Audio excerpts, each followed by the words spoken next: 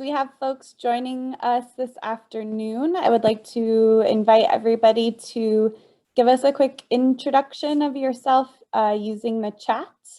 If you could let us know your name and where you're joining us from today, as well as an organization if you happen to be affiliated with one. We'd love to get to know who all is joining us for this afternoon's webinar. And as you all are introducing yourselves in the chat, I'd like to introduce Community Nature Connection. We are a nonprofit organization based in Los Angeles, California, and our mission is to increase access to the outdoors for communities impacted by racial, socioeconomic, and disability injustices by eliminating existing barriers through advocacy, community-centered programming, and workforce development.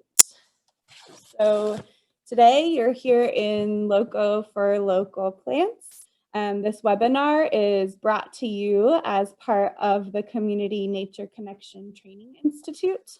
The Training Institute offers trainings and certification programs that are aimed at increasing opportunities for knowledge and skill building in outdoor related fields.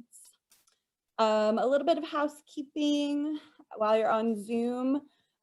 Please go ahead and type your questions that come up throughout the webinar into the chat using the chat feature. Actually, if you can use the Q&A feature for the questions, that would be perfect. And I'll be monitoring the chat and the Q&A as well for Antonio, our presenter. And if you're just joining us, I welcome you to the webinar and would like to invite you to introduce yourself in the chat. If you can just type your name, where you're joining us from, and then if you're affiliated with an organization. So before we begin, please join me in acknowledging this land, home to the Tongva, Chumash, and Tataviam peoples, original custodians of the area. We recognize their continuing connection to the land, waters, and culture, and pay respects to their elders, past, present, and emerging. Thank you all so much for being here today, and it is my absolute pleasure to turn it over to Antonio Sanchez, who will be leading this presentation today, Loco for Local Plants, from the Santa Monica Mountains Fund. So welcome, Antonio, and thank you. Hey, can you guys hear me all right? I'm going to take that silence as a yes. Looks like a yes. Beautiful. All right. So we have, I think, 130 people registered for this class. Since it's a free class, normally about 14 people will show up out of the 120 or 30. So how are we doing, Celeste? Should we go ahead and start, or do you want me to freestyle for a little bit? I think we can get started. We have almost 50% of folks that have registered are here. Dang. All right, that's pretty good. These guys really want free plants. I don't think they came to listen to me. I think they want those free plants. So just to give you guys a heads up, we are going to be giving out some free plants at the end of this talk. Not like, I'm not going to be throwing them out like an Oprah show, but I will let you guys know how to get some free plants. All right, so let's get started. If you guys have any questions, I would love to hear them through the chat. Like Celeste said, I want to thank the CNC for hosting me and hosting the National Park Service. We got a lot to cover, everyone. I'm going to ask you guys to turn off your Instagrams, turn off TikTok, we'll keep Twitter on. Twitter's kind of important. You know what? Leave TikTok. Leave them all on. You guys are going to leave them all on anyways. But try to pay attention because I have about 100 slides, believe it or not. This is ridiculous to try to do 100 slides in an hour and a half. I'm going to try. Celeste and Bridget, hopefully going to keep me in line. Give me a 2:30 warning, and then a 3 o'clock warning, and then a 3:30 warning. So I'll do my best to respect you guys' time and to do as much as I can to help educate you all. And I would love to learn from you all as well. So if you guys have any points or any things that you disagree with or that you have other points of view on, I would love to hear them. I'm just one voice. I have a decent amount of experience, but I would love to hear you guys' experience. The same, experience in Malibu, Oxnard, and Ventura is a lot different from experience in Riverside, Corona, Irvine, San Diego, etc. So let's go ahead and get started. So here's the outline for today's class. I'm going to give you a short intro into California native plants. We're going to talk about why local plants work best. I'm going to give you a small list of plants that I do not consider good for the local gardens. Some plants that I just hate for local gardens. It's okay to hate plants. It's like family members. They're still family. You just don't have to lend them 20 bucks that often. They're still family. Let's give the list of the big 30 plants that I think are solid and really, really good for beginners and intermediate folks to use in their gardens. Any questions you guys have, please feel free to chat them. I would love to know from you guys what frustrates you in the garden as far as native plants, what plants have you had success with, and where you live so I can steal some of the seed from your garden. If you guys like my jokes, please unmute yourself so I can hear your laugh. That's so bad. So a lot of these talks I write like at midnight, no lie, I was up about 2 a.m. doing this talk, editing it, and I had a glass of wine. And so some of these jokes sound good at 2 a.m. with a glass of wine. They're not that funny right now. So feel free to not laugh. If you guys want this talk, it is available through Celeste, through the Community Nature Connection or CNC. She will be happy to email it to you. So you don't have to take all these different notes because I am going to cover a bunch of material at once. I guarantee you that you guys will get your money's worth. Celeste, how much did they pay for this class? Exactly, $0. So buckle up. It's gonna be a $0 class. You can tell I dressed for the occasion too. Any emails you guys have, Antonio Sanchez at samofund.org, and I will try to get back to you within 3 to 4 months. And so before I get started, I'd like to offer a thank you to so many folks that I owe so much. I think of my experience in my life too. Friends at the Chia Cafe, my friends at Cal Flower Nursery who gave me my first native plant job back over 15 years ago. My friends at Rancho Santa Ana Botanic Garden and the Santa Barbara Botanic Garden. Other friends I have at Theodore Payne. All of these places I've worked at, unfortunately, which just means I've been at a lot of places and haven't been able to keep a job at one of them. My primo, my cousin, and a good friend, Kenji, who we operated Nopalito Native Plant Nursery in Ventura for over 4 years. And a lot of the native friends and family that I have in and around Southern California, and a lot of the folks who came before. Now, I think it's very important to acknowledge everything that has come before us. And yeah. So what is a California native plant? And why are they so ugly is usually the second question that we have. So it's important that we cover this because I need you guys to understand what we're working with. My background, I first started in plants is I went to school for sustainable agriculture in Santa Rosa Junior College. And I learned row cropping, I learned drip irrigation. I wanted to start a hip hop group with this dude called the MPK All-Stars, nitrogen, phosphorus, potassium, like all this stuff that we don't use in the native plant world, right? So it's important to understand that we're not growing plants that you could just go and buy seed of at any old store, right? We're growing local native plants. And most of the times that means that these plants have been here hundreds, if not thousands of years. If you guys do something every day of your life for 1,000 years, you will remember it really, really well. And a lot of our native plants have a hard time forgetting the past, right? Our gardens are very, very different to what they are used to. And what they're used to is wet, kind of wet, or not very wet during the winter. And right now for me is the winter. I just call it the rainy season. November to March is when we should have rain. And these plants are used to being dry, or really, really, really dry during April to October. And that's what I call the dry season. So I'm going to refer to the wet season and the dry season. But these guys have been thousands of years in this cycle. This is what they know. A lot of them are adapted to fire. A lot of them are adapted to wind, different soil, sun, shade, etc. Imagine when a fire runs through an oak woodland and everything that was shaded is now completely sunny. And in 10 years, it's shady again. A lot of our plants can handle those adaptations, right? And so why do aloes, which are from South Africa, why do olive trees, which are from the Mediterranean, and why do eucalyptus trees, which are from Australia, grow so well here in Southern California?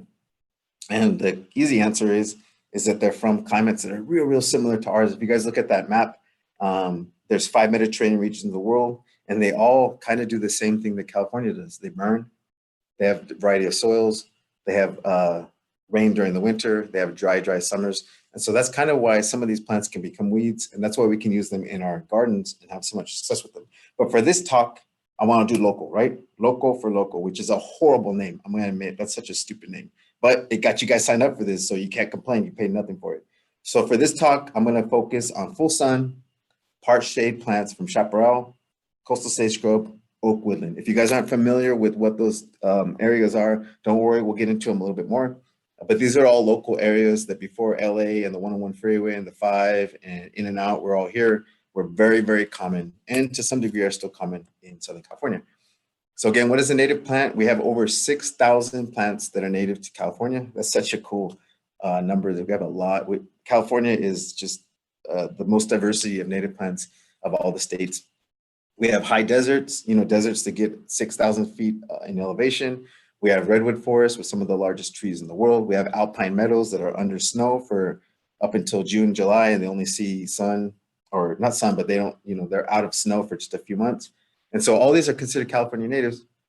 And most of the plants that you would buy in nurseries are grown straight from these wild plants. So remember, if you've been doing something for hundreds, if not thousands of years, and someone takes the seed or a cutting from this plant and you try to put it in a flat clay soil, heavily irrigated lawn landscape in Altadena, it's gonna have a hard time for getting upper elevation, Mount Baldy, right? So rainy winters, dry summers. I strongly recommend when you're growing native plants in the ground that you water 2 to 3 times during the dry season, and that's it. Our plants need very little more than that. From May to October, which is the dry season, April to October, whatever we want to call it, 2 to 3 times a month. And so let me bust into a little bit of Gardening 101 before we get into the plant list. So I'm going to recommend for native plants, we're not thinking about farming no more, right? We're thinking about low water, California native landscaping, drought tolerant landscaping in Southern California. There are years where we get almost no water during the winter. And in those years, I start watering the 1st of November. Our plants are used to this average of water. Sometimes they get 20 inches in LA, sometimes they get 5 inches of rain.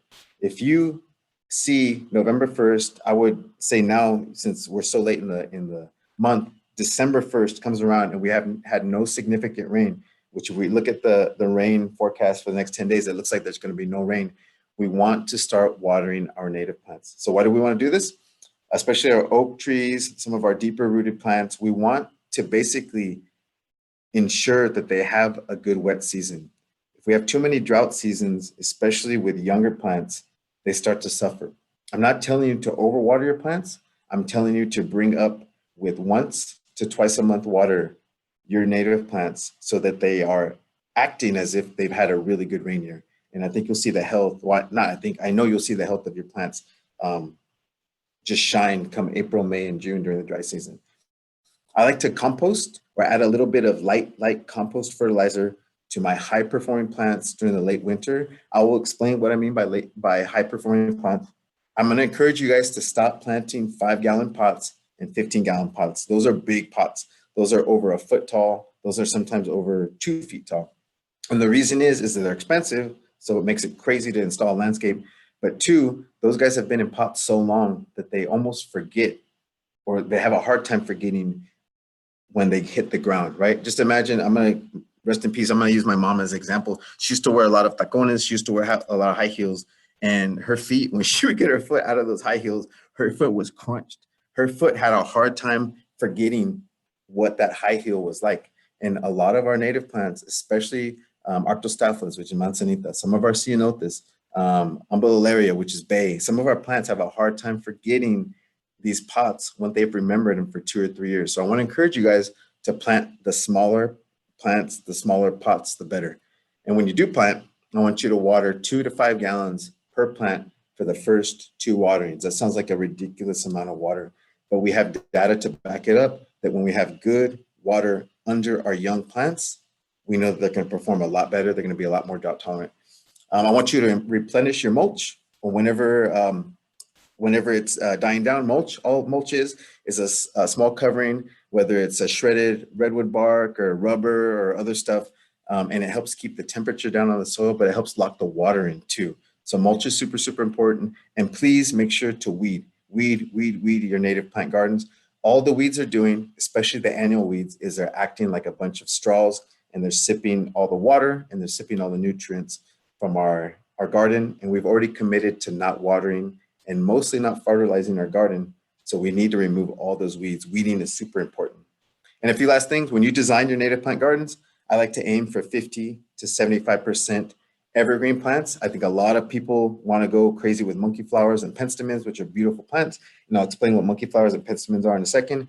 But when you do that, those plants don't have a lot of structure to them in July. They don't have a lot of structure to them in October. And you look at a native plant garden that is poorly designed, in my eyes, right, in my opinion, with these plants, and it doesn't hold up. And so what we found is that if you can construct a garden with 50 to 75% evergreen plants, these are coffeeberry, ceanothus, manzanita, a coyote bush, atriplate saltbush, which I'll go over all of these, you're gonna have a much stronger garden, because when these other plants aren't doing so well, they go dormant or they start to go semi-dormant, not flower, the other plants look very, very good. In fact, that's usually when the plants look the best, is in July or August, these other plants. So if you have a plant that you tried and you didn't succeed, I would listen to this talk and you might realize what you did wrong and then try it again. If you have a plant that's either very, very expensive or very, very touchy, like maybe some manzanita, some island bush poppies, some dahlias, I would only install those November to March. That's the golden time to install plants. You can install easier plants any time of year, but the hard plants we want to do November to March. And I'm going to encourage you guys to water, like I said before, your native plant gardens 2 to 3 times a month from May to October. And then watch out for desert plants. I love desert plants. They are excellent because they respond to monsoonal rain in July, August, and September in Phoenix or Las Vegas, and they flower at that time. So sometimes our native plants don't look so good in July, August, September. If we use desert plants, we can really make our landscape pop just by using plants that are actually used to water during the summer, right? So where's my head at? That's actually a good question. Where's my head at right now? But where's my head at in general when we're talking about native plants? And I like to compare our plants, and I don't mean any disrespect, but I am basically a plant person. I think I am a plant sometimes. I love plants so intensely. So I don't have any problem comparing people to plants. But if any of you know the story of Ishi, who supposedly, according to a lot of people, was the last very disrespectfully wild Indian in California, Ishi is a very interesting story. All of his folks died in Northern California. This is in the early 1900s. And Ishi he was sick and he didn't have a way to survive anymore. He was just a little bit older. He didn't have his tribe to rely on to help him collect food and to hunt. And so Ishi was found somewhere north of Sacramento by a sheriff. And then the sheriff took him to a museum in San Francisco. Long story short, this anthropologist in San Francisco in the early 1900s became very, very good friends with Ishi. And he realized that, wow, this is one of the last native folks who didn't have any or much contact at all with settlers, with European settlers.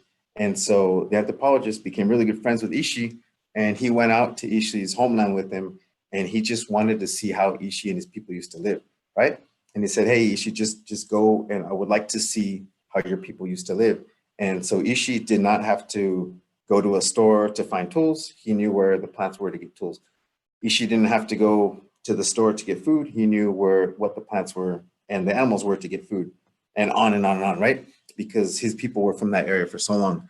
And again, I'm not trying to disrespect or make light of history, but the fact is that our native plants are almost exactly like Ishi in that when we put them back into our local gardens, they remember where they're from really, really well, and they don't really need much from us. So imagine your plants are Ishi, and when you plant them, they're just going back home. And as an anthropologist or as a gardener, there's not much you need to do. In fact, the more you do, the worse Ishi or your plants are gonna do. So imagine that anthropologist comes by once a day and goes, hey, Ishi, how you doing? Would you like some bread? Would you like some pizza? Would you like some beer? And Ishi, the first day is like, man, this is great. I love that beer. Bring me that pizza. Cool. The second day, he's like, would you like some beer? Like some pizza? Yeah, cool. After like a month, Ishi's starting to get a little big. Ishi's starting to get diabetes. Ishi's starting to get very, very common illnesses or medical conditions that we find all around the world when folks who have very, very traditional diets for thousands of years encourage new diets, refined diets, right, with wheat and all these other processed foods. So I like to think of our native plants as being, I mean, they are from this area, especially the ones I'm gonna talk about today.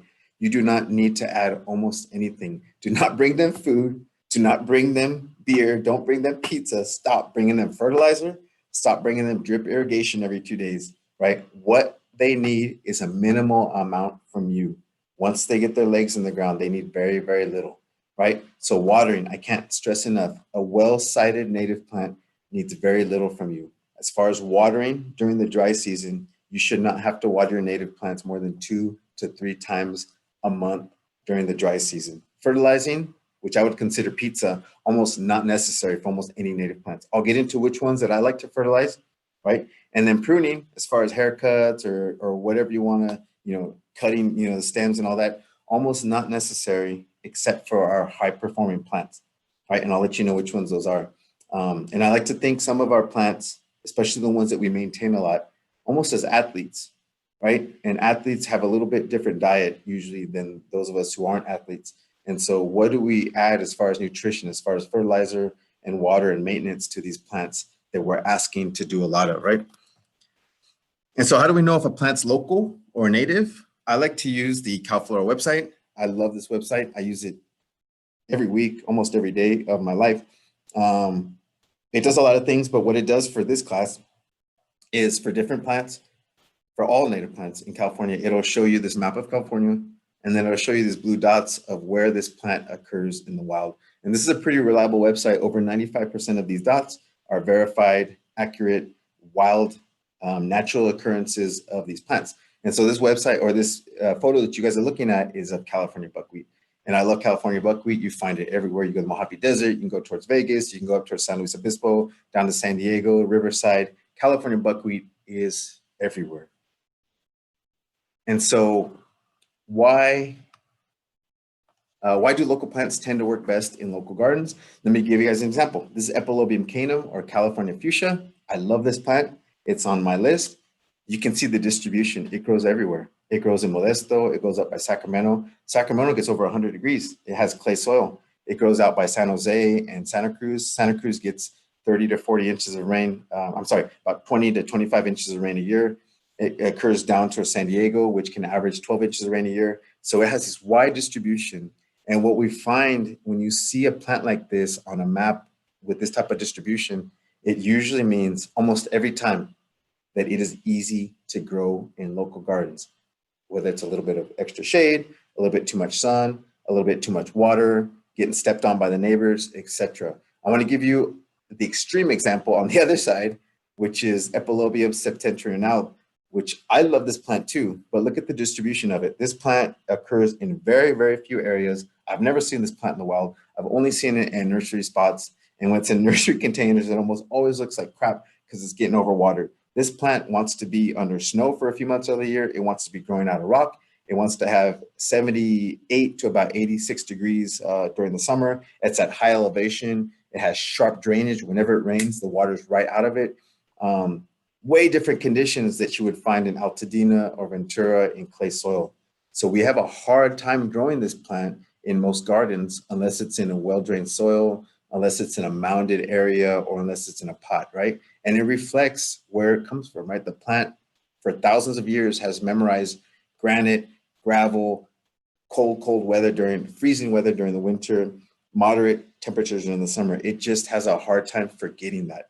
So the more you guys can center your plants or your garden around local plants, the more success you're gonna have. This is golden yarrow. I love this plant, another of my favorites, especially for pollinators during the spring and summer. It's a really cool plant, makes a great cut flower. You can see the distribution, Central and Southern California, almost everywhere except extreme deserts. And then we go to a plant called seaside golden yarrow, which I really like this plant too. It's called lizard's tail. But you can see the distribution. This is extreme coastal, almost sand, right? And actually it does grow in sand in a lot of places. And I have some experience with this plant. And whenever I put this plant in clay soil on a drip system, something that it was never used to in the wild, right? Getting extra water and just sitting in water for days or weeks on end, it rots out. It doesn't know what to do. It grows beautifully for 1 or 2 years and then it freaks out and it dies, right? So I just want to emphasize to you guys, the more local we can do, the better. And so what else, all these little dots, this cool little data mean, I'll just reinforce it. In general, it means the stuff that you can find all across California is usually very, very easy to grow. The stuff that you only find in 1 spot or 2 spots is usually much harder to grow. There's a few exceptions, but it's a very good general rule. And then if you guys have an extreme area that might freeze, where I do my nursery work, it freezes during the winter. If you guys have an area that's super, super hot, you want to look for stuff that's adaptable like this, right? If you can see that, if you have a spot maybe in Ojai or Riverside, yeah, but you never done reflected heat in Ojai. Well, I'm going to show you guys Isomerus arboreae, which is a bladder pod. That plant can tolerate some tough conditions, and it grows in Malibu on the beach, but it also grows out by Barstow, right? So we want to see where these distributions are and if these plants can take it. And we want to realize how much rain our area gets and if it's compatible with some of these spots, right? But for me, the most important sign for all this distribution is maintenance. And maintenance is super important with native plants. When you find a plant that is this adaptable, it usually means it's very, very easy to cut, to prune, to hedge, to box, and to shape, right? I'm not saying just go and look up Calflora and just cut everything to the ground. But usually when you see that something's this widely distributed, this is COFFEEBERRY or Rhamnus californica, it's usually very, very easy to maintain. So I've seen Rhamnus californica or COFFEEBERRY. I've seen it hedged as a little ball in Ontario over 105 degrees during the summer in a mall parking lot, 3 feet tall. I've seen it in part shade in the wild at 15 feet tall. You can cut this any time of year. If you are cutting hard during the summer, especially those hot areas, you don't want to cut too hard during the summer. You could scorch your plant. But apart from that, I love to use Calflora as a sign of how easy something's going to be to grow, right? So there's a distribution of COFFEEBERRY. There's a beautiful picture of COFFEEBERRY, probably about 3.5 feet high. TOYON is the same thing. TOYON or Heteromeles arbudifolia occurs everywhere in California. Well, not everywhere, but super wide distribution. And I've seen this boxed into a very skinny, 2 to 3 feet wide, 6 foot tall, almost like a little statue in full sun over 100 degrees during the summer. I've seen it get over 30 feet tall. Oh, this plant's getting too big. It's 20 feet tall. Can I cut it down? Let me check out Calflora. It's pretty adaptable. Heck yeah, you can cut it down. It's very, very adaptable. Mexican elderberry, same thing. Sambucus nigra, Sambucus mexicana. Occurs everywhere in the state. Okay, not everywhere, but most everywhere. And it reflects on how we can grow it in the garden. Just super, super easy. Cool. So now that we've covered Calflora and a little bit intro into native plants, I want to just reemphasize some of the maintenance tips before I get into the list of plants. So understand the difference between the local plants, which are Mediterranean, and then the alpine plants, which might be like a Penstemon rostriflorus that's from 4,000 or 5,000 foot elevation in pine forest. How come my Penstemon rostriflorus from pine forest does not grow well in Ventura or in downtown LA? I think I have an answer, because it's in part shade in upper elevation, getting slightly acidic soils and getting snow during winter, and downtown LA can get over 100 degrees with clay soil, right? So you want to understand where your plants come from and adapt. You want to water during. Yes. It's 2:31. I love it. Thank you, Celeste. You want to water during the winter if we're not getting into any winter rain, right? Your plants want that winter rain. I'm not saying they need it, but they will be a lot happier if you give it to them during the winter. So if we don't see any winter rain, 1 to 2 a month irrigation is excellent for dry winters. I want you guys to plant smaller pots instead of bigger pots. I want you to get rid of the bigger pots because they take forever to get established. I want you to look at Calflora or understand how a plant that exists all across the state can be very easy in your garden. And there's plants like sages, that there's over 1,000 sages in the world. Just because we see a plant that's named sage, we don't want to assume that all sages are the same. Some sages are very easy to grow. Some sages are very hard to grow. I would go back to Calflora and check out where they're native to, right? And then one more thing, when is it okay to fertilize? I'll cover that in a little bit. If you grew a plant and you didn't have success with it, listen to a few of the tips I'll give you today and maybe try it again, especially if it's a cheap plant or if it's a plant that we say it's easy to grow, right? If you grew ceanothus Yankee Point or coyote bush and they died, I would try them again because those are easy plants. Right? If you kill it 2 or 3 times in a row, you might want to just stop gardening and stop killing plants and go to something easier. I love native plants in pots, but they always need fertilizer.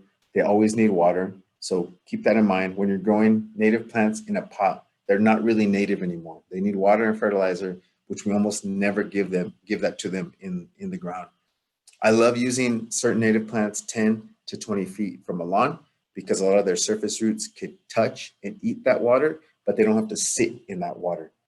I like to rinse off my leaves during the dry season, which is April to October. A lot of the smog and the dust in cities makes a lot of our plants look ugly. If you rinse them off, they look a lot healthier. And some of the plants that you grow in or that you buy in nurseries sometimes don't have the best shape.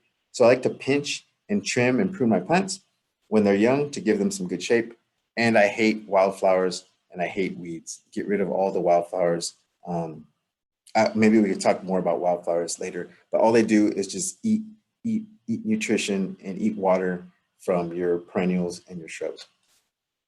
And let me give you a few resources. I'm going to get to the list right now. Again, you guys don't have to write all these down, but these are some resources that I really like, these websites, some books that I really, really like. I want to show you guys my email address, antoniosanchez@samuelfund.org. We do have a program that we're just starting at the national parks. I work at the National Parks in Santa Monica Mountains, where we're giving out plants to the public. So we're giving out free plants, white sage, deergrass, penstemons, golden currants, yuccas, all sorts of crap. Can I say crap, Celeste? Am I allowed to say crap? I think Crap so. is fine. Okay, cool. We got the green light on crap. So if you guys are interested in receiving free plants, please email me. And maybe more importantly, we're starting a 10-week horticulture training program starting December 4th. And the goal here is to train people to do nursery and landscaping work with native plants. And I'll have another slide for that if anybody's interested. And some of my favorite places to find native plants, apart from just getting them for free, for me is Artemisia Nursery in El Sereno, Haha Manga Nursery in Pasadena, and the California Botanic Garden out in Claremont. And there is rumor that there's a horrible native plant band called Sage Against the Machine. You may want to check them out on Instagram. I heard they're crazy, so that's all for that. And so let me give you a little bit more information on this training program because that's really what I'm here for. I'm just kidding. I'm here to give out plants. We have a new program that we're starting. It's Friday afternoons, December 4th through February something. And this program is covering all these subjects once a week. We're going to skip like Christmas and New Year. We only have room for about 10 folks. We already have, I think, 6 or 7 people signed up. If you guys are interested, please hit me up. I would love to welcome some of you all and train you guys. It should be a fun class. So again, there's my email at the bottom. And let me show you guys a few plants that I do not like for landscapes. And the reason I don't like some of these is because they're expensive and they can be really hard to grow in landscapes. A lot of these are really for the more advanced or intermediate gardener. And what happens with native plants is you get excited and you plant, you pay 10 to 15 bucks for a plant and then it dies. And that's a lot of money for a plant. When you can just go buy an Australian plant at Home Depot for $4, why would you do native? And so part of why we're giving out plants is to make them more affordable, have people use them more. But also we want to stop you guys from using the hard to grow ones because some of them are really, really hard to grow. And so most of the stuff on that list is stuff that I would stay away from because it's hard to grow. One of them, like coyote bush, I like the ground cover coyote bush, so I would recommend that, but I don't like the bigger coyote bushes. That's just a personal thing. And Manzanita and Ceanothus tend to be a little bit harder to grow for people, so those aren't on this list. I have a list of plants from about 50 miles within downtown LA that I want to share with you guys. And most of these plants we have to give out for free. Again, so you guys are welcome to some of these plants. So let's go over the list. Before I start, Celeste, do we have any questions that are burning out there? Yes, and I don't know if you'll get into this later in your presentation, but it is a question about suggestions for growing natives in an apartment setting where there's limited space and more shade? Mhm. Yeah, that's a really good question. Why don't we cover that at the very end? One, to give me time to look it up and cheat. No, I'm just kidding. One, because I'll probably cover some of those plants, but I think that's a longer conversation that I want to make sure I cover everything. And that person, whoever asked that, I live in an apartment. I do native plants, some of them in pots. I have like 30,000 plants at the nursery. I hate growing stuff at my own house, but I love the plants. So I could give you plenty of recommendations. And yeah. So let's make sure that I cover that topic, and I'll probably cover some of it on the way there. Anything else, Celeste? Yeah, there's a couple questions about the horticulture class that you just mentioned. Can we provide more information in a Sure. follow-up email for those interested? In a follow-up email, it's going to be free. It's 12:30 to 4:30 Friday afternoons. We're skipping Christmas and New Year, and I need everyone to make 9 out of the 10 dates. Part of it's going to be online, but most of it's going to be hands-on at Newberry Park. And there's a lot of interest, and so we'll probably run it again if people can't do it. But I really do need a commitment from people. I don't want people signing up and only showing up for half, because anybody who knows me knows I can be a real jerk, and I will probably give you the silent treatment if you sign up and don't show up for half of them. So not that my silent treatment means anything, but so there's a few, it's free. All we're asking for is a little bit of volunteer time, but it's a really cool training, and it's modeled after the Santa Barbara Botanic Garden training that I took over 15 years ago. And I'm super honored to be able to replicate their training, and I think improve on the training. So it's covering cuttings, it's covering seed collecting, it's covering basics of nursery business. So how to plan, when to grow, what to grow, how to know what to charge, how to do landscape maintenance and installation. It's a pretty intensive course. So I would only recommend it for people who really want to do it. And some of the classes are going to be online. So if you can't commit to the whole 10 weeks, just sit in on our online classes and you'll catch half of it. Great. And for everybody, I'll be sending out the slides, so you'll be able to see that class information on the slides, as well as Antonio's email address. If you have more specific questions about the horticulture class, you can reach out to him directly. What is your beef with Matilaha poppies? That's a good one. Oh God, was that a dude who asked that? I love that. No, question. that was my interpretation of the question. Why not Matilaha poppies? How about in a very sunny area? Yeah, so yeah, I don't want to get too much into this. That's a great question. I mean, if what we should do is just make this a 3-hour class next time. But Matilaha poppies, they're amazing. They're the biggest flower in California. They're show-stopping. When you see a thing of Matilaha poppies, sometimes you just want to pull your car over and look at them. They're amazing, but they can be hard to get established. They have sensitive roots, like a lot of poppies. And so for beginner gardeners or intermediate gardeners, sometimes they don't handle the plants correctly. They don't plant them correctly. And if you plant them at the wrong time of year, they can be hard to get established. Matilaha poppies are expensive. They're like 12 to 15 bucks. So I don't want to give you guys plants that you have a high chance of failing with, right? Matilaha poppies are amazing. And plus they're weeds. Once they get established, they take over. If you guys have a well-drained slope and you want plants to take over, Matilaha poppies, that's your plant. But make sure you plant them during the winter and handle the roots gently. Water them in well every 2 to 4 weeks during the winter, like 2 to 5 gallons, and you'll be good. You're set. But that's the only reason that, because I think it's a little bit harder and it needs more specific instructions than what I'm about to cover right now. And can you expand on what makes manzanita and ceanothus so difficult? Yeah, I think it's the same thing. Manzanita and ceanothus. We have a handful of ceanothus that are easy. They're weeds. Ceanothus Yankee Point, Arctostophilus or Manzanita Howard McMahon, Carmel Sur Manzanita, Ray Hartman ceanothus. Ray Hartman ceanothus is actually on this list. We just know that they're very, very easy to grow. A lot of the other manzanitas, remember where they're from, right? And where they're from is rain during the summer, dry, hot, excellent drainage during the summer. There's no water.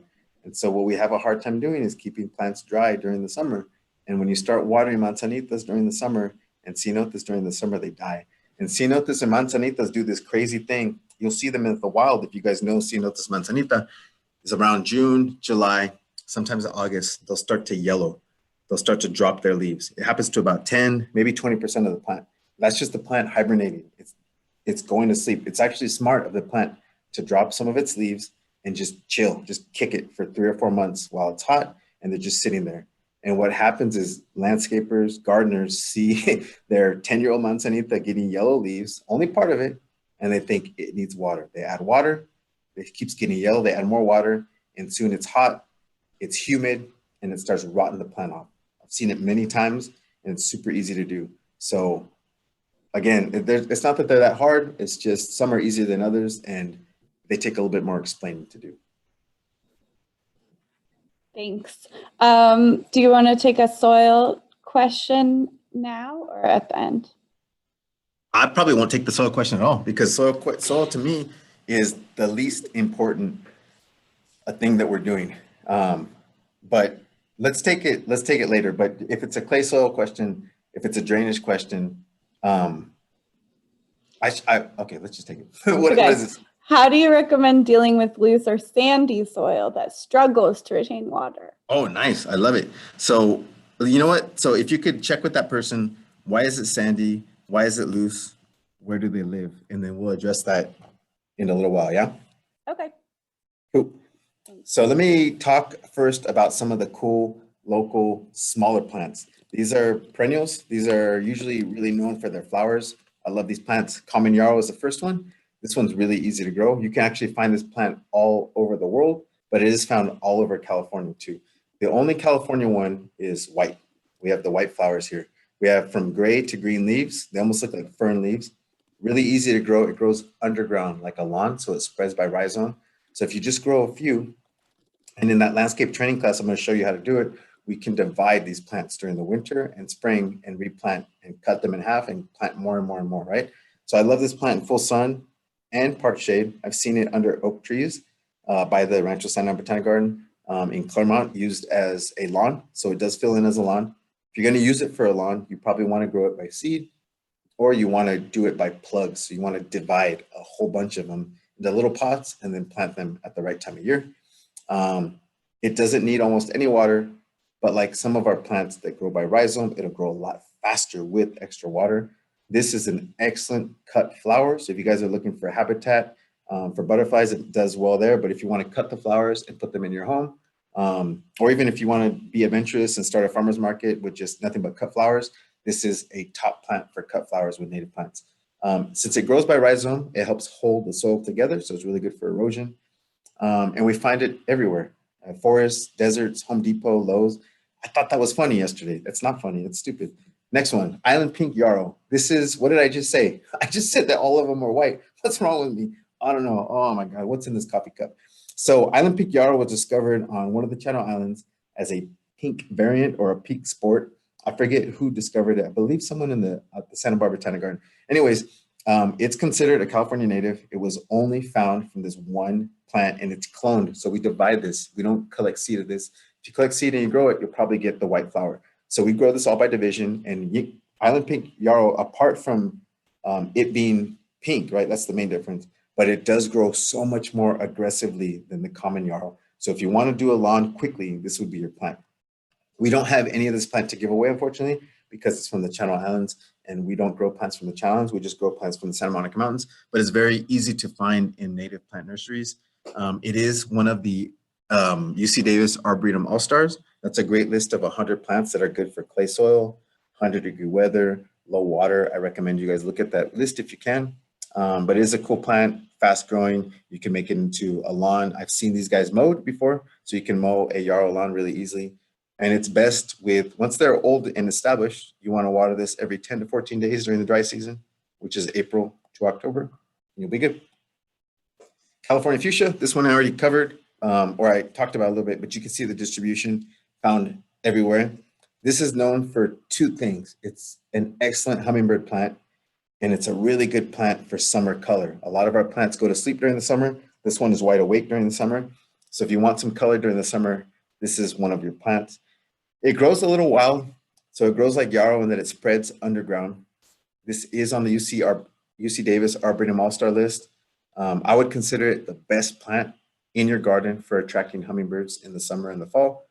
You can use it in part shade to full sun. Just to give you a heads up, they use one of these called Catalina. There's a clone called Catalina that's from the Catalina Island. They use this in full sun in Phoenix, so it's tolerant of riverside, inland empire heat, no problem. Once these guys get old enough and they send their roots around, you want to cut them to the ground. I'm calling just pelon, straight to the ground. Cut it to the ground after 2 years.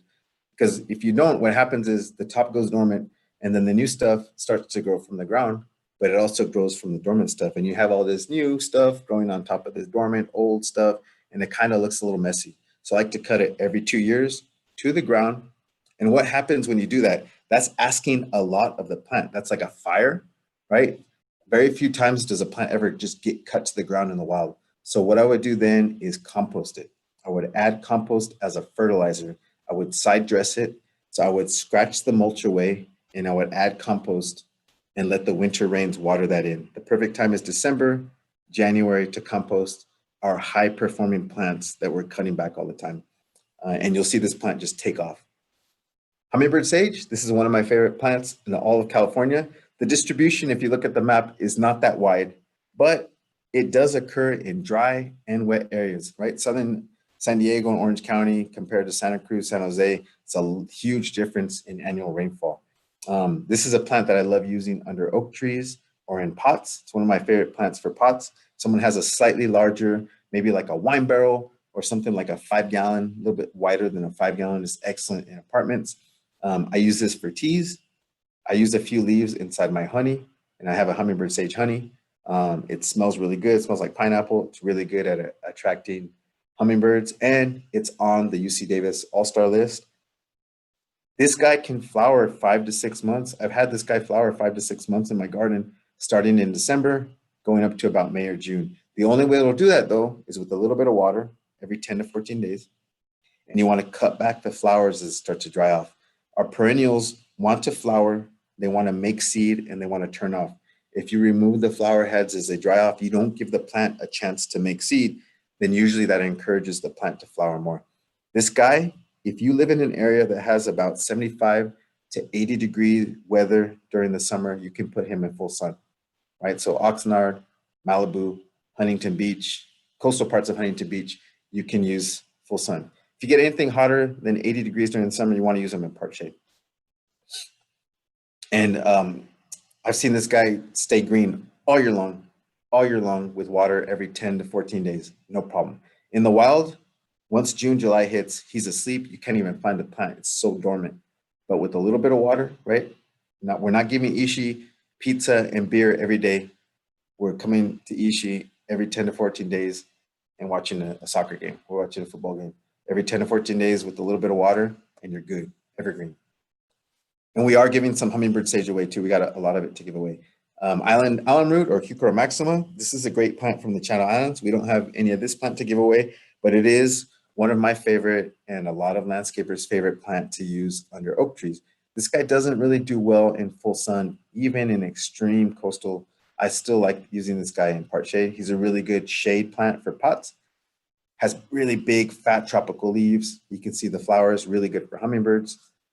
Another UC Davis Arboretum All-Star, really cool plant and a fun plant to maintain because you can divide this plant really easy. You can do cuttings from this plant really, really easy. I like to dig them up and split them in half every 2 to 3 years, maybe longer depending on which plant it is.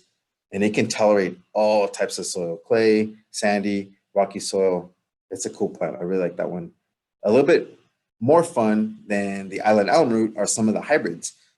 So what they did is they took the island Heuchera and they crossed it with, I believe, a Heuchera from Arizona, which has a more red flower.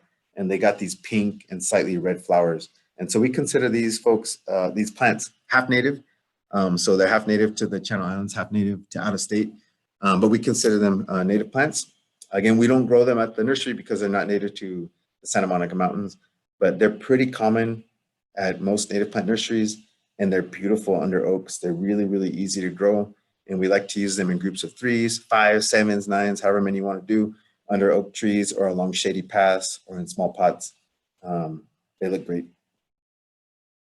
Foothill Penstemon, this is probably the most popular flowering plant, small perennial in California, in nurseries. I can't tell you how many of these I've sold. I've sold thousands of these plants. I've grown thousands of these plants. It's just a reliable plant. Bees love it. Hummingbirds love it. It flowers the first year. It's small. It's about 12 inches tall, maybe 18 inches tall in full bloom, 2 to 3 feet wide. So you can fit it almost everywhere. You can fit it in your pocket if you have big enough, if you have cargo pants. It grows everywhere. This is a little bit harder to grow. You don't want to drive your truck over it and put a drip irrigation system on it every 2 days. It will drown. But if you're watering once a week, if you're watering even less than that, no problem. This one's super, super easy to grow. And it responds really well to deadheading. So you can keep this guy flowering if you're cutting back the spent or the dry flowers, right? So full sun to very light shade. This really does best in full sun. It flowers the first year. I love using it. A lot of designers love using it in groups of 3s or 5s. If you have a sidewalk, like a parking strip, you know, where you park your car or other people park their cars, it's perfect for those areas right there. And again, the hummingbirds love it. And we have hundreds, if not maybe like 600 or 700 of these to give away. I'm not asking for you to send me an email requesting 600 of these. I'm just telling you that we have some to give away. There is a clone called Penstemon Margarita BOP. This is a hybrid of 2 different penstemons. You'll see this a lot in the industry too. This is super easy to grow. It's almost, for me, and I think for a lot of folks, almost impossible to tell the difference of this and the regular foothill penstemon. So I just use it interchangeably. The flower colors are slightly different. And what I like to do when I'm designing is I like to use the foothill penstemon and then this huge showy penstemon. If you guys never seen showy penstemon before, it's huge. When it's in full flower, it's 3 to 4 feet tall. And it's just like a King Kong version of this foothill penstemon. So I like to use them in different parts of the garden, and they echo, right? The colors will echo each other. You can see the similarities, but the plants look way different. And they flower similar times of the year, so you'll have them flowering in different parts of your garden. We don't have this one ready to give away. I'm hoping to have this one ready to give away in March or April, but this is a super reliable plant, excellent for cut flowers. This is one of my favorite plants for cut flowers. The flowering stems are like 3 feet tall. Imagine like a flowering stem with this blue, pink, purple flowers, just dozens of them along the stem. It's really, really cool. This one can be a little tough to grow if you're in clay soil and you have drip system or you're watering every 2 days. But if you just back up and you put the drip system once a week, you're good. You're good. Super easy to grow. It'll be full size usually in a year, and you can get it to flower the first year too. I really like this plant. And one more penstemon. This one we have in a few spots in our national parks. This is Scarlet Bugler or Penstemon centranthifolius. This has a way different look to it. This almost looks like a fuchsia compared to the last 2 penstemons we have. It flowers at the same time as the other penstemons, so maybe starts in March or April and ends around June or July. But it's got these really beautiful orange-red flowers. The hummingbirds love this plant. And again, it's a really, really good cut flower. And I love using this one in full sun.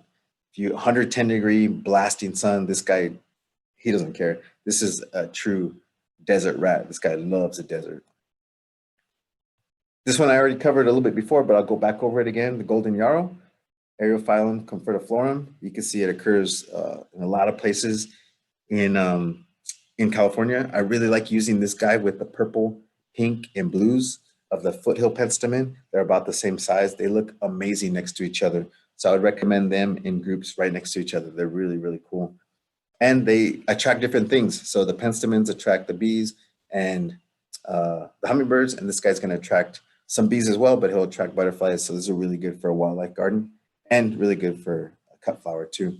Again, I don't recommend anything more than watering these guys every 10 to 14 days. Once they're established, they'll be super, super happy. And then one that's a little bit harder to find, but I love using this guy is Conejo buckwheat. Conejo, if you guys don't know, means rabbit or bunny in Spanish. Conejo grade is this hill from Camarillo to Thousand Oaks. And right in that area between Camarillo and Thousand Oaks is where this plant occurs. And it only occurs there. If you can see the distribution of it, it's a tiny, tiny few spots in the wild. It's a really, really rare plant, but it's actually super easy to grow in the garden. This is where it grows in the wild. You guys can see it straight growing out of rock.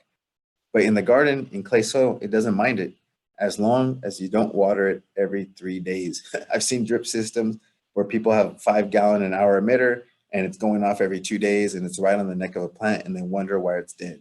This guy has probably been in volcanic soils, volcanic rocks for thousands of years, growing at extreme angles, and it doesn't like growing on flat clay soil that gets watered all the time. If you can just stay away from watering it, you're good.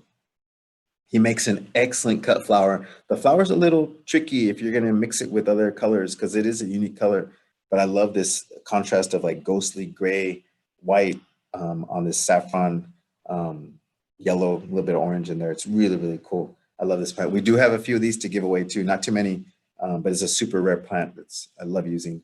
And then we have thousands of these plants. Please ask me for thousands. We have thousands of milkweed. We have seed and we have plants too. We want to encourage folks to grow milkweed so they can help attract the monarch butterflies and we can help bulk up those populations again. The populations of monarch butterflies are going down every year, and part of it is because they don't have any milkweed to eat anymore. So milkweed, I'm going to admit, is not the best. It's not the prettiest plant for gardens, but I think a lot of you guys probably aren't here for pretty. You guys are here for local, and you guys are here for something besides just, you know, the prettiness of a plant. So this is a plant that it does look pretty when it's in flower, but the monarchs tend to eat the heck out of it if they can find it. So it's a really cool plant to plant for wildlife. And like I said, we have thousands of these plants. So please ask me for multiples of these plants. And before I get some of the slightly bigger plants, I know we're getting a little bit closer to 3:30. So I just want to check with Celeste real quick. Celeste, do we have any other questions about anything that I could address right now? Let's see. A question about Hummingbird Sage. Yeah. It's in a pot and it hasn't been flowering, but it does have new leaves. Cool. So we always want to know how big a pot and how long has it been in that pot, right? What I find with Hummingbird Sage, if it's less than a year old and it's in pots, is that people forget to fertilize pots. In the wild or in our gardens, we hardly ever fertilize. But in these pots, there's fake soil, right? There's like rock, there's sand, there's wood, there's a little bit of fertilizer, and all that, the nutrients get eaten up really quickly in like 3 to 6 months. So if you're not fertilizing your pots at least every 3 months, you're gonna find that they don't flower or they don't grow like they should. Right now is not the time for them to flower, but in pots, things kind of do their own thing. They're kind of in their own world, right? So if you find some new growth, that's good. You may want to tip or cut the tops like you would your split ends. You know, if you have long hair, you cut your split ends. That encourages more growth. We'll do that with plants. So we'll cut the split ends, right? We'll cut the tops of the new growth to encourage the plant to spread out quicker. So I think maybe if it's not too old a plant, I think what it needs is maybe fertilizer and maybe a little bit of topping off to help it flush out. And I think you'll probably see new flowers by February or March. Great. And we have more details on the sandy soil situation. Did you want to take that now? Yeah, let's try it out. Okay. I live in Montecito Heights, right by Debs and the 110 freeway near the top of the hill. Not sure why it's loose and sandy, but there seems to be spots here and there like that. I dug into it pretty deep and there was no plant or really organic matter in it. No weeds grow in it. It's just a section of the yard that I'd like to get something going in and was considering mixing in compost and watering a lot to see if that would help. Nice. Great. That's probably the most important piece of information there was the fact that weeds will grow in there. She said weeds, right? Not weed. No weeds. No weeds. Weed. Okay, she's growing weed. I would like to talk to her afterwards. But if there's weeds growing in there, that means that something will grow in there. And unfortunately, so he said there's no weeds. There's no. Oh, there's no weeds. Yeah. Oh, sorry. There's no weeds. Okay. Well, that's bad news. Okay. So what I would do is I would try the easiest plants possible to grow and see what happens. So if they want, they can ask me for plants. I'd be happy to donate some plants. We'd want to know if it's full sun or part shade. I'm gonna assume it's full sun. Sound like a slope with sandy soil. I would use some compost if they can. It can get a little expensive, but if you can use some compost when you dig your hole. And I would plant stuff that's easy, stuff that will tolerate almost any conditions. So unfortunately, this stupid deer grass that's right in front of me is one of them. I hate this plant, but it's the most popular grass in California, so I have to cover it. But I would try this deer grass. I would try, let's see, California fuchsia. I would try Achiplex, which is saltbush. There's a few plants that are just weeds, right? And I want them to try a small pot. I want them to try a super, super small pot. And I would like for them to try a big pot. So we have a bunch of 5-inch that we're giving away.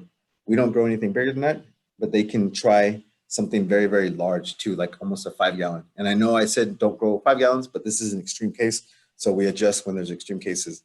And with the 5-gallon and with the 5-inch, we want to amend, we want to put compost in the sandy soil to hopefully retain some of that water. And let's see what happens. And the ultimate thing to do is to plant right now. Like, stop listening to this stupid talk that I'm giving and go plant right now. Because what we're doing is we're wasting time in this cold weather. It might not seem cold, but it's cold for California. And so the water stays in a little bit longer than it would at other times. The plants grow a little bit less on the top than they would at other times of the year. What we want is root growth. And when we have sun for only 10 hours out of the day, 12 hours out of the day, we get a lot of root growth, right? And we have water in the ground because it's cool, we have root growth. So go immediately, get some compost if you can, get some plants if you can, and plant this weekend, plant next weekend, and try to give every plant you plant 2 to 5 gallons of water, which can be hard on a slope, but try to do it. And then in 1 or 2 weeks, water them again deeply like that, and hopefully we'll get some rain. And I'd be happy to consult with this person if they want, if they can send me pictures or whatever. But I think what they'll find is planting at the right time of year with the right size pot and the right plant will start to help them get those plants established. Awesome. I can't believe no weeds grow there. Yeah, that's okay. rough. What about for milkweed? How far should you cut back the milkweed after 3 to 6 months? That's a great question. So if it's a year-old milkweed, so if you planted it in March, if you planted it in January, don't touch it. Let it go for a year. Just let it get established. If it's been there for longer, you can cut it to the ground, but I'd like for you to wait till February. And the reason you wait till February is because it wants to be dormant right now.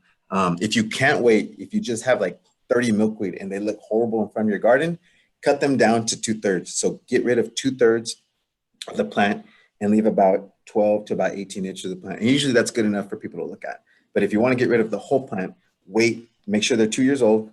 And I would wait just a little bit longer until they start busting up and growing from the ground. And then you can cut them straight to the ground. Like pelon, just get rid, like bald, like you're in boot camp. Cut them straight to the ground. Great. And then a question about aromatics. Do you know which other plants are as aromatic as sage? Mm-hmm. That's a great question. There's a lot. Yeah, that's probably for another conversation because there is just so much and we don't really grow a lot of them. Let me give you, let's just do 5. Some that we give away and then some that we don't. So California Bay Laurel is super aromatic. That's Umbellularia californica. It's a big tree, but it can be kept, 3 or 4 feet tall. It's actually an easy plant to maintain. I like desert lavender, which is Hyptis emorii, or I think it's Condia emorii now. That we don't grow because it's only from the desert. So Hyptis emorii, desert lavender. You could do Lepicinia fragrans, which is pitcher sage. It's not a true sage, but it's kind of closely related to sages, and it smells. Oh, I love that smell. I think it's on this list actually. I said I was going to do 5, right? Let me. Why did I say 5? That was a bad. Let me come up with the other 2 as we're doing this talk. Yeah, I'll come up with 2 other ones. Yeah, any other questions? Yes. So a question about suggestions for reclaiming soil where there's been a lot of black mustard growing. Once the mustard has been pulled out, it seems that nothing else wants to grow there.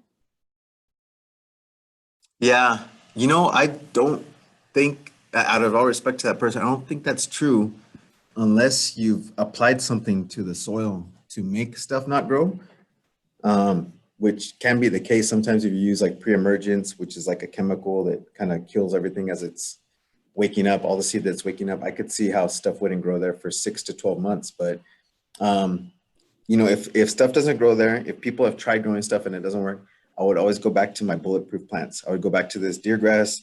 I would go back to the salt bush. I would go back to a few plants that I'm just saying are weak. Coyote bush. Depends on if it's full sun, part shade, etc. But I would try these really, really cheap, really, really fast, really, really weedy plants to really tell if you just can't get anything to grow, or maybe you tried hard plants and then you tried them at the wrong time of year. Did you plant in April? Wrong time to plant. You got to plant November, December, January. That's the best time to plant. So ask yourself, did you plant easy to grow plants December? Then you really have a problem. Did you grow hard to grow plants in April? Then I think it's just when you planted. If there was mustard there, it's usually a good sign that something will grow. So if that person wants to contact me, I can give them a short list of easy to grow plants, and some of them we probably give away. So Great. And then don't get mad, but we have a question about wildflowers. So this person placed wildflowers, I'm guessing seeds, into the ground a few days ago and was thinking of not watering and letting the rain do the job. But since it hasn't been raining, should they water? yeah. Oh man, wildflowers. First of all, I hate wildflowers. The reason I hate wildflowers, like, let's be clear, they're gorgeous. They're amazing. The LA Times, when we get good rain in February, March, the LA Times and everybody else, all the Instagram people will go out to the desert and take amazing pictures. But what we don't see is them going out in July and taking pictures of the same spot. Why? Because it looks browner than my family reunion picture. It's dry, it's dead, it's dormant. So wildflowers don't last a long time, and they take up a lot of resources. They take a lot of water, they take a lot of nutrients.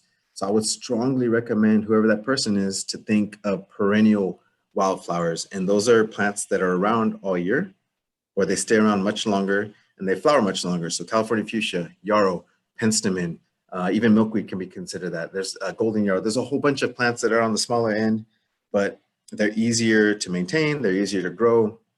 And you don't have to rely on the rain to water them in, etc. But if you do want to like be crazy and grow wildflowers, it's very possible. It's kind of easy. There's a whole bunch of steps to it. The easiest way to do it is you want to, once you sow your seed, I'm assuming it sounds like they already sowed their seed. You want to rake it in. You want to make sure that the seed is touching the soil. A lot of people, I think, forget that. So you can walk on your seed as long as it's not wet, because you'll keep it on your shoes, or you can rake it in, but you want there to be seed to soil contact.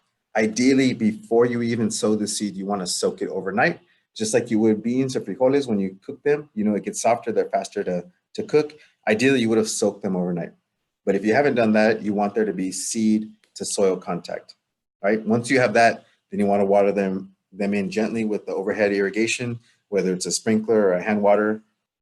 And then you want to do that, I would say, I'm going to use Newberry Park, Thousand Oaks, that's where our nursery's at. This time of year, I'm going to water them once a week. And all I'm trying to do is to push that seed back onto the soil, to find the little crevices where the water is going to hang out, and just re-wet the plant. We're not trying to do tomatoes. We're not trying to do chiles that want to be consistently wet under soil for 75 degrees for 6 days and then they germinate. Our plants germinate better and a little bit more sporadically, which is what we want, if we give them kind of inconsistent water. And I know I'm telling you to do it once a week, but once a week is inconsistent enough to where you let them go dry a little bit, then you let them get wet, and then you'll see germination really quick. And then once you see germination, then you want to water deeper to encourage the roots to grow. Did that answer the question? Yes, I think that's great.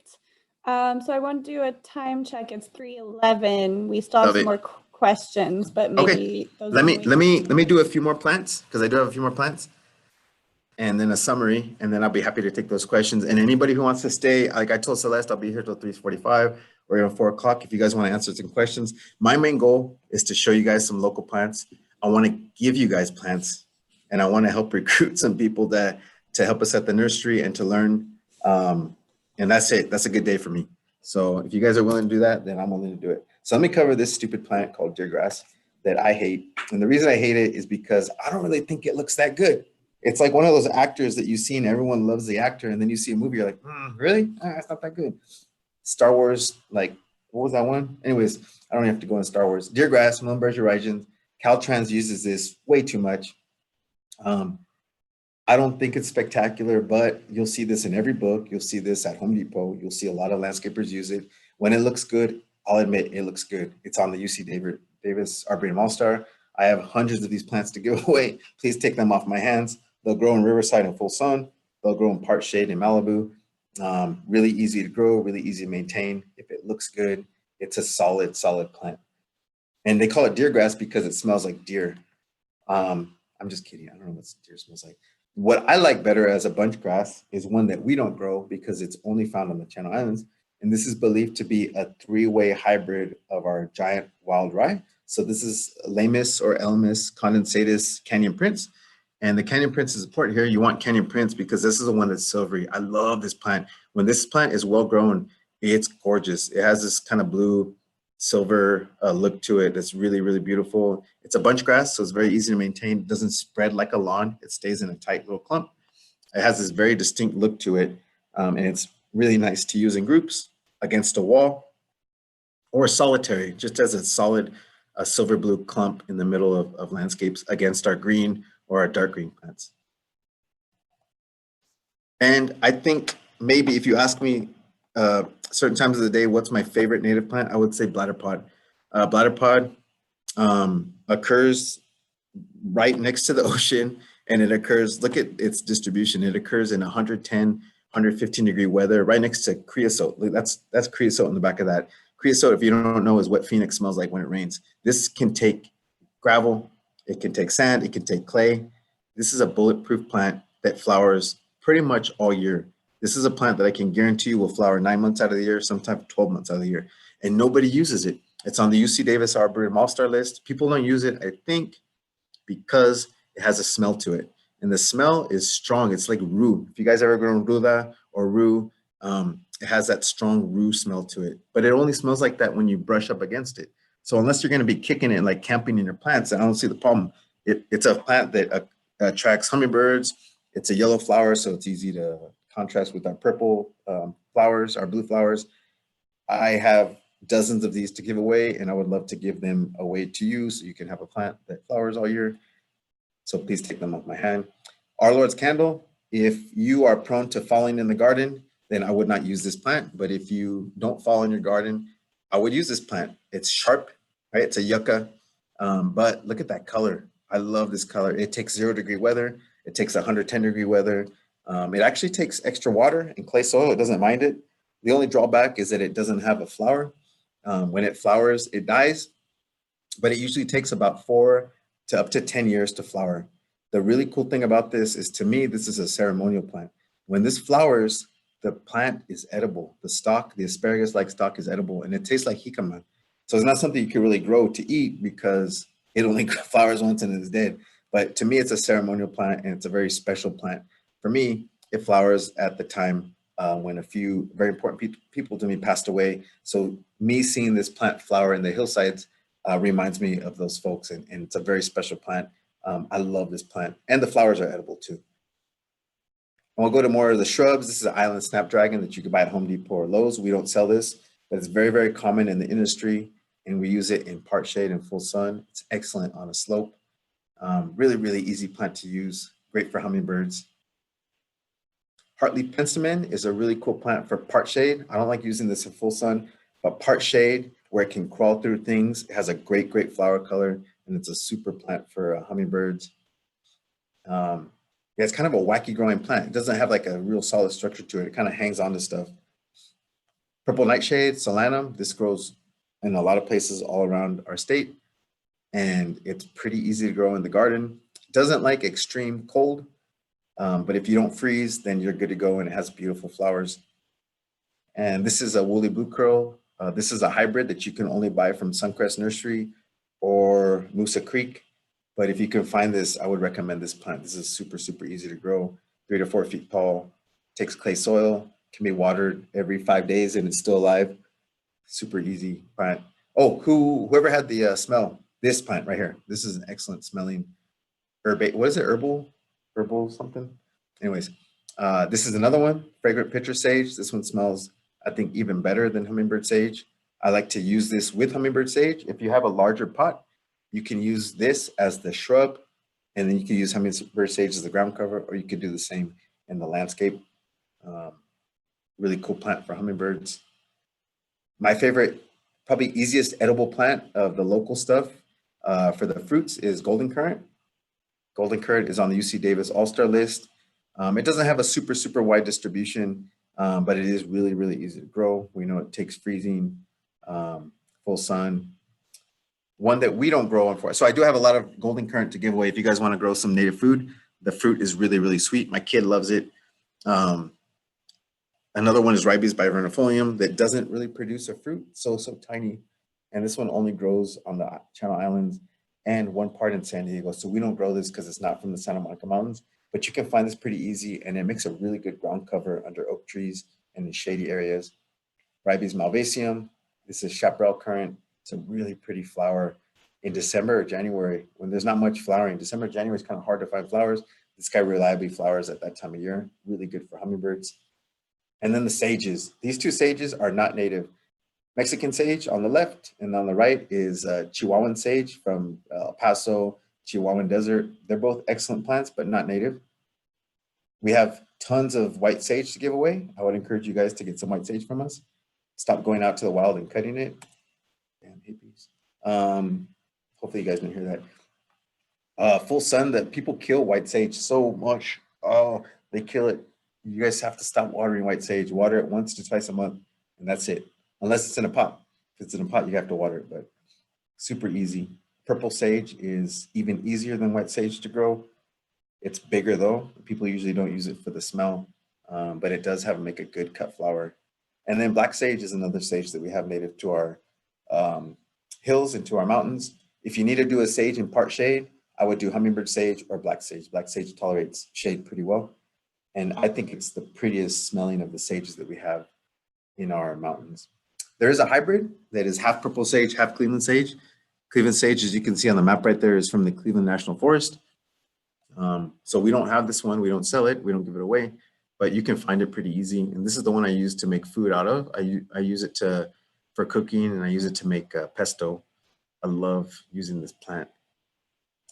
And then buckwheats. I think buckwheats are probably, of the groups of plants, is my favorite group of plants. And we do have a lot of different buckwheats here, especially if we go to the islands. So we don't grow any of the island plants, but Santa Cruz Island buckwheat is one of my top 5 or 10 plants of all time. I love this plant. So pretty. Very common is the giant buckwheat or St. Catherine's lace. That's a huge plant, 4 to sometimes 7 feet tall. And then California buckwheat is super easy to grow.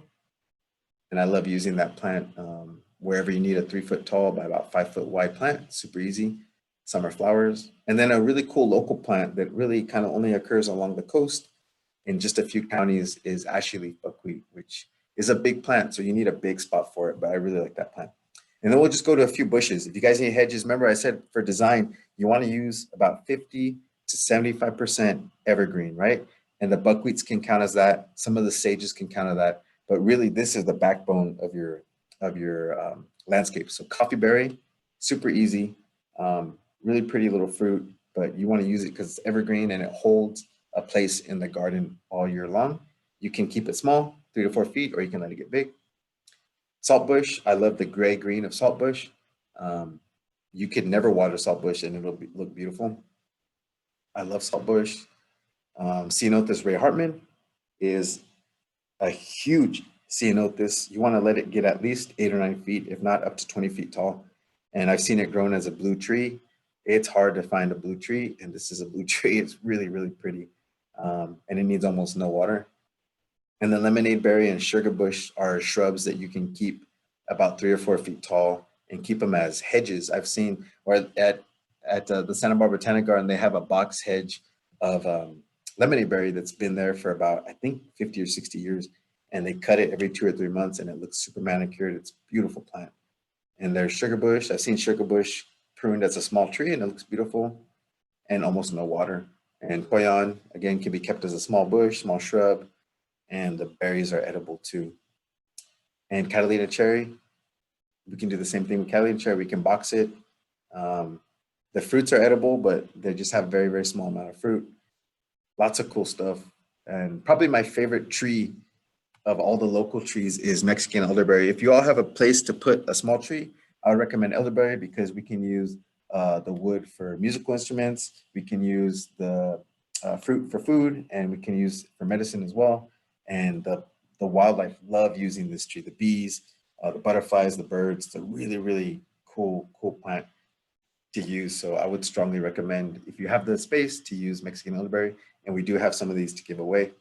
And then the oak trees. If you have even more space, whoever's in the apartment probably doesn't want to use an oak tree. Oak trees, when they're given water, can grow 2 to 5 feet a year. There is a Quercus agrifolia, which we have some to give away. If you guys want oak trees, we have them. There's Quercus lobata, which we have a few of. And then my favorite is the one from the islands, which we don't have because it's from the islands, and that's island oak, Quercus tomentella. I love that plant. If you guys get a chance, you should read more about that on the internet. Quercus tomentella is a really cool story. And so I'm just getting back to the basics of gardening, right? We want you guys to water once to twice a month during the summer. I would like for you to think about designing your gardens with 50 to 75% evergreen plants. We want you to plant small pots instead of large pots. We want you to use local plants instead of high elevation, snow plants. Desert plants are awesome because they flower during the summer. And I want you not to plant wildflowers.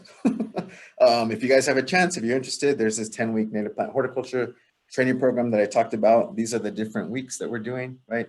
We're going to do an intro to native plant horticulture, intro to native plant nursery work, seed collecting. There's going to be cuttings. We're going to do some business, how to do bids and how to do contract rows, divisions, advanced maintenance. If you guys have any interest in that, I would email me as sooner than later, probably by the end of this week. And then here's some more resources, some books and some websites. We do have some free plants available that I would be happy to offer you all. Just email me about that. My email is right there. If you guys want to buy plants, the second to the bottom, there's a few nurseries that you could buy plants from: Artemisia Nursery, Manga Nursery, or the California Botanic Garden. And there is a very crappy band called Saging Machine that may or may not be playing a show in the next month. So check them out if you want to be bored with native plant songs. And apart from that, I think I could take some more questions.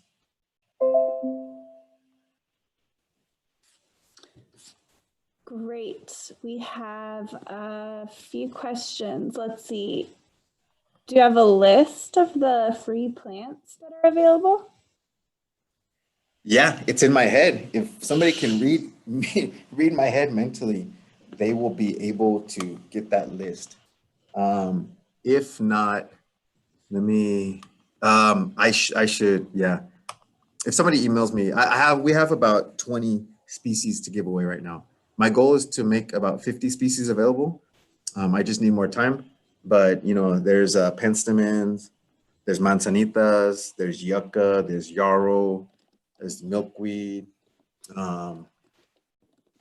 deer grass. Please take all the deer grass. I hate deer grass. There's bladderpod, there's blue-eyed grass, there's white sage, there's black sage, there's hummingbird sage, there's sagebrush, there's stipa, which is the purple needlegrass. Yeah, there's probably about 20 plants that are ready right now. Awesome. I just got a few of those and put them in the chat.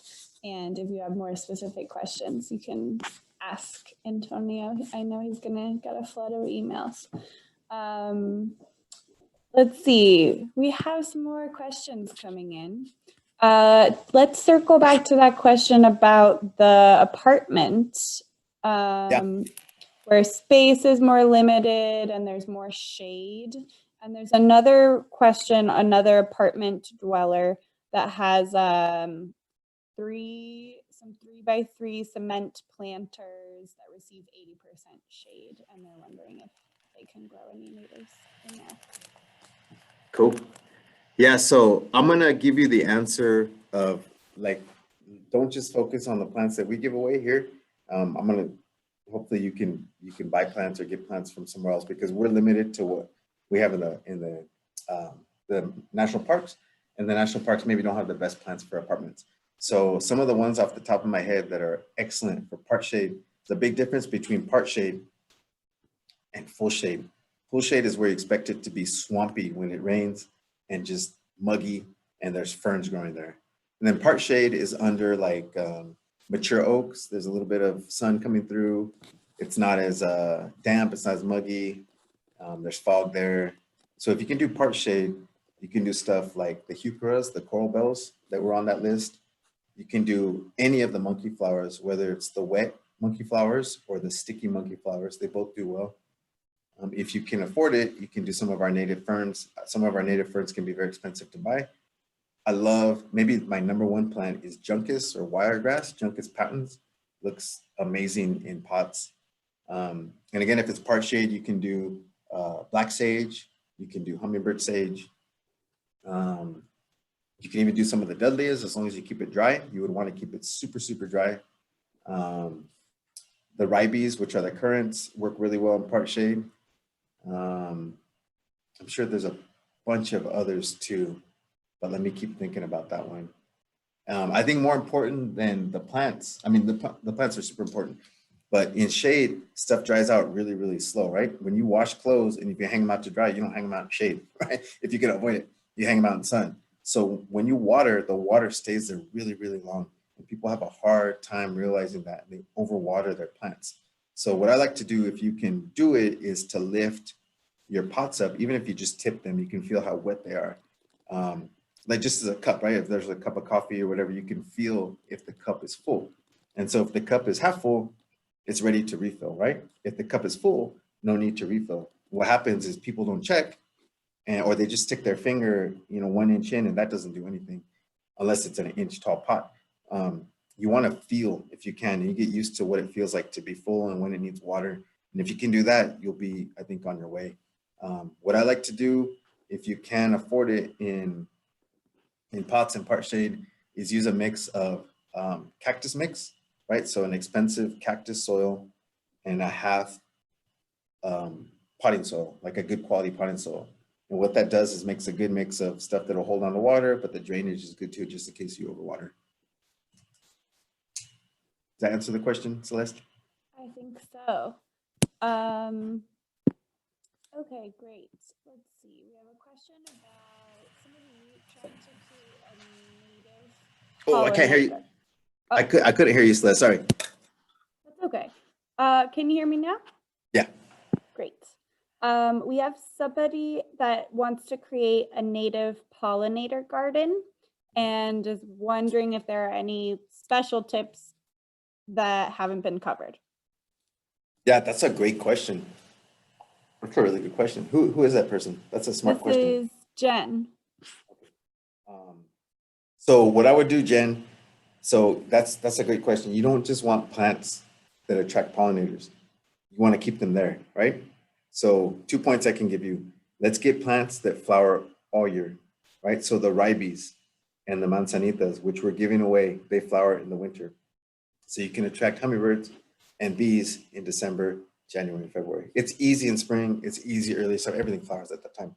And then you want stuff that flowers during the summer and the fall. So the California fuchsias, the bladder pods that flower all year, some of the milkweeds, those plants. So if you can get stuff that don't just focus on spring flowers, which is super easy, you want to try to flower all year round. And then you also want to create habitat. You want to create places for them to kick it. You don't, if it's just an empty lawn and you put one milkweed, like that's open season for a bird to come in and just snatch that butterfly. You want to have different textures. You want to have different sizes, spiky stuff like roses, yuccas. You want different sizes of lemonade berry, different sages to where the birds and the bees and everything can kind of hang out. What you don't want is a straight up lawn and just 3 native plants in the middle. You'll get pollinators, but there's no place for them to hang out and to hide, right? So if you can do those things, those 2 things, you can get multiple seasons of flowers and then places for them to kick it. You're good. Somebody asks, red buckwheat's a no-no? Yeah, that was good. Who is that? You guys are smart. You guys saw that. Anonymous. Who? Was that Jen again? It's anonymous. Oh, anonymous. That's probably smart too. That might have been me. I'm not that smart though. So red buckwheat. Yeah, here's the thing about red buckwheat. Why did I put that on there? Well, so red buckwheat is not native to the national parks, which is why part of why I don't grow it, because I can only grow stuff from national parks. But two, there's so many seed strains of red buckwheat, and when you grow it, sometimes it comes out pink and almost white. And these colors that you see on the internet look amazing, and then you get kind of like, you're like, well, it's not really red. If you can find a red strain, which Seed Hunt, if you guys remember this name, Seed Hunt, that's a seed company from Northern California. She sells a red seed strain of California buckwheat, and it's pretty cheap. It's like $4 or $5 for a packet of red. So what she's done is she's gotten rid of the pinker stuff and she's found a true red. Those are beautiful. The other problem I have with red buckwheat is that if you overwater it, it dies really, really quickly, right? So it can die really, really fast. So those are the two problems. It's a weed.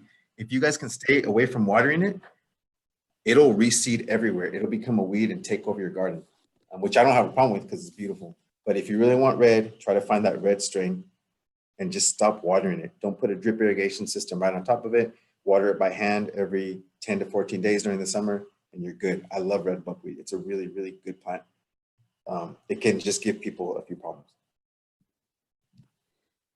So for those folks that are interested in getting free plants, they should email you and we're gonna set up a pickup date. Yeah, sorry, you were cutting out. So that's for those people that are interested in what? So for those people who are interested in getting getting the free plants, they should email you and then we're gonna set up a pickup date. Is that right? Well, I already got enough emails, so we don't have any more plants. I'm just kidding. Yes, they should email me as soon as possible. And then it depends on where they live. And then we'll try to arrange for them to either come to the nursery, or maybe if there's enough interest, like where you guys are at, we can put some plants there in a few weeks. Or if there's somebody further east, we might be able to find a drop-off location. However, we want to make it easy to get these to you guys, but not deliver them to your door, right? We probably want to do like a grub hub of native plants, even though that's a good business idea. Great. So so definitely reach out to Antonio and say what part of town you live in, and there'll be the option to pick them up at the nursery, and we may be able to arrange like an east side pickup situation in LA.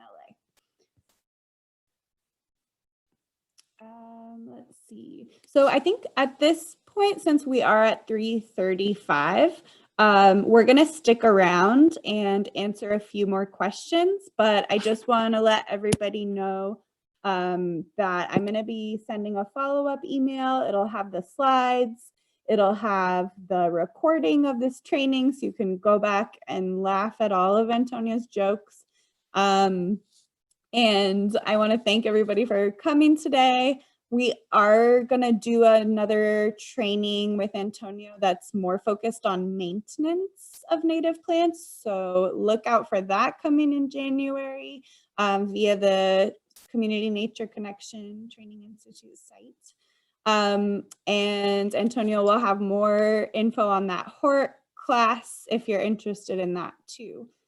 So we'll stick around and we're going to answer some more questions. But thanks everybody so much for being here today. Cool. Okay, so some more questions. Let's see. Is rooting hormone necessary for doing propagation with wood cuttings? That's a good question. Maybe that person can specify what they're trying to root. If you can give me an example of what you're trying to root. But in general, here's how a lot of us, and by a lot of us, I mean me, here's how I feel about rooting hormone, is it helps speed up the process that was probably already going to happen on its own. And when you're doing cuttings, it's like holding your hand out straight, right? It's easy to do it for a minute. It's harder to do it for 10 minutes. It's really hard to do for 2 days. it's impossible to do for 2 months. So what we're doing when we do a cutting is there's no roots. We're trying to maintain the humidity perfect. We're trying to maintain the soil at perfect wetness. And that can be easy for a week or two, but it gets hard after a few months. And if you can buy yourself a week or two time with the rooting hormone, especially with hard to root plants, it's worth it. So for easy stuff, I don't use rooting hormone, and that would be like island snapdragon, bladder pod, mule fat, willows. And in fact, willow does have a rooting hormone in it. And if you guys want to be super eco, and it's proven that it works, you can use new growth stems of willows. You can boil them in water. You can just look this up online. There's recipes, and we've done research with native plants, and this works, where you can use a willow tea, and you can have your cuttings root faster if you water it in with willow water. It does take time because you have to cut them. You have to get the right, you have to have access to willow. You have to do the right, the new growth is where it's all at. You got to cut it and then set it in water and then strain it. But if you can do all that, it does work. So it depends on what the plant is. If you can, we always use rooting hormone if we have it. But if it's easier stuff, it's probably not necessary. Great. What was the plant you said you used for pesto? Oh, it's the hybrid. It's a sage hybrid. So it's a half Cleveland sage, half purple sage. And there's 4 different hybrids that are available that are all the same. They all taste the same. Allen chickering is the most common. So Allen chickering, Pozo blue, Whirly blue, or aromas. So any of those, you could find those at Artemisia Nursery. You should be able to find those at Hahamunga Nursery. Allen chickering sage, Pozo blue sage, Whirly blue sage, or aroma sage. Any of those works. And if you guys are interested, you can just go to California Native Food Symposium. Just type that in Google, and there'll be an old conference that I was part of, and it has my recipe for sage pesto on there. So you can find that on there, and it's really easy to make. I love that recipe. Awesome. And then Natalie asked the question about the rooting hormone and clarified that they were thinking of golden bush and buckwheat. Cool. Yeah, so there's a lot of different buckwheats. I think there's over 100 buckwheats. So just to be a jerk, I would ask what buckwheat. But I would also say, why don't you just do seed? Because golden bush and buckwheat are pretty easy from seed. But a lot of times we don't have access to seed, right? So golden bush, I don't think it's necessary to do hormone, and I don't think it's necessary for buckwheat either. But if you were to use it, I would use a 5% like dip and grow or rooting hormone, and that should be enough for those 2 species. Great. Let's see. I want to grow native plants, and my yard is filled with large shrubs like Indian hawthorn, mock orange, and ficus. I hate to pull out perfectly good plants, especially as the birds enjoy rooting around underneath. What do you recommend? Yeah, that's a great question. If you don't want to pull those out, then there's not really, you're going to stick with those. What you could do is you could start to grow some of the native, so like that island, or not the Kekiela cordifolia, the heart-shaped penstemon, which is the one that kind of grows in between plants, right? That kind of lays in between plants. And you'll see it it's really cool to see in the wild because it kind of peeks out. And sometimes you have a hard time seeing where the plant's growing from, right? So you could grow plants that grow really well in and on top of plants. They won't ever take over the plants, right? But you'll have a native plant growing within all that Indian hawthorn. You could also grow native perennials and native bulbs like onion or blue dicks that will come up, flower during spring, maybe summer, and then just disappear the rest of the year. Or you could slowly start to take out some of those plants and then replace them with like lemonade berry is a perfect replacement for island or for Indian hawthorn, sugar bush, toyon, holly leaf cherry, coffeeberry. Those are all perfect replacements in the size and the shape and kind of the look of those plants. Great.